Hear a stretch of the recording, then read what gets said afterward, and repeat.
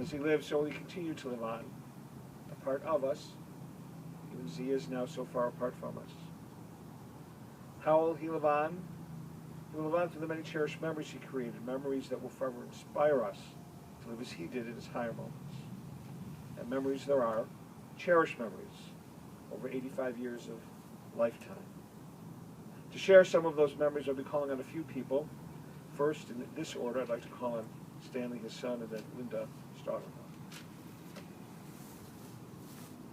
Dan is coming to, I'm sorry.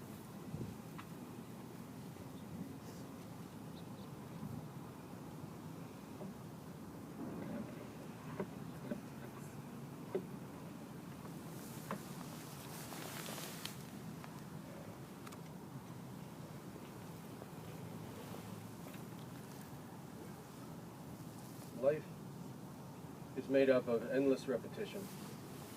We take comfort in the pattern. We are reassured by the cycle, consoled by the rhythm. But we are also bored, lulled, left uninspired, unimpressed. The most glorious phenomena occur with such regularity that we cannot help but take them for granted. We try and interrupt our comfortable acquaintance with life with milestones and ceremonies, but the effects of these celebrations fade quickly, and soon even they become familiar and routine. There is no escaping the banality of our lives. My father knew that better than most, but he knew something much deeper. He knew how to transcend all the clutter the rest of us trip over each day. He knew what was important and what mattered. To speak of my father is almost never to mention him alone. He was not what was important to him. What mattered to my father was what he could do for others. He, like life, was an endless series of understatements. And like life, he was easily underappreciated. I am certainly guilty of failing to honor him the way he deserved, of mistaking his humbleness for indifference, his silence for apathy. The Svasemis tells us that there is a direct correlation between holiness and hiddenness. The more hidden something is, the more holiness it contains. My father was a holy man.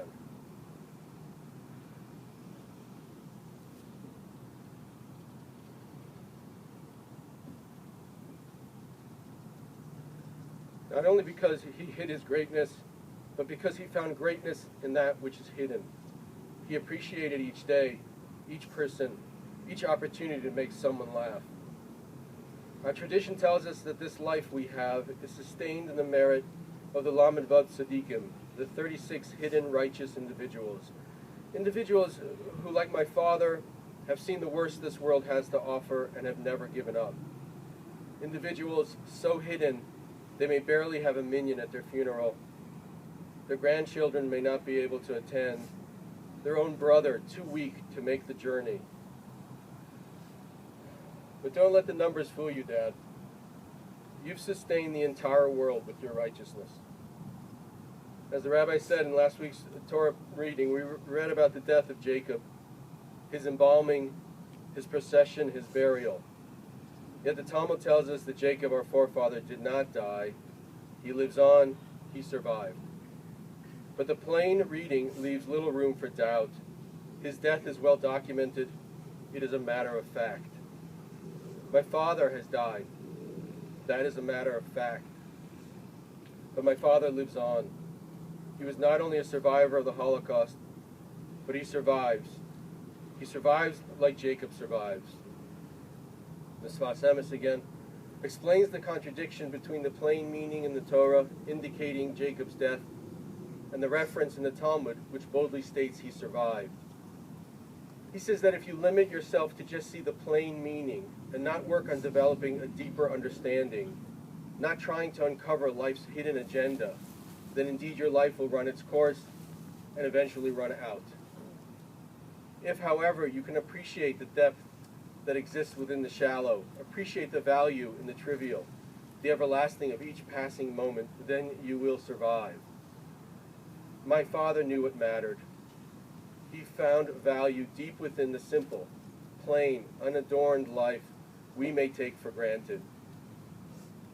He shunned the limelight, not because he wasn't worthy of attention, but because, as the Rambam suggests, a king, a leader, should see but not be seen.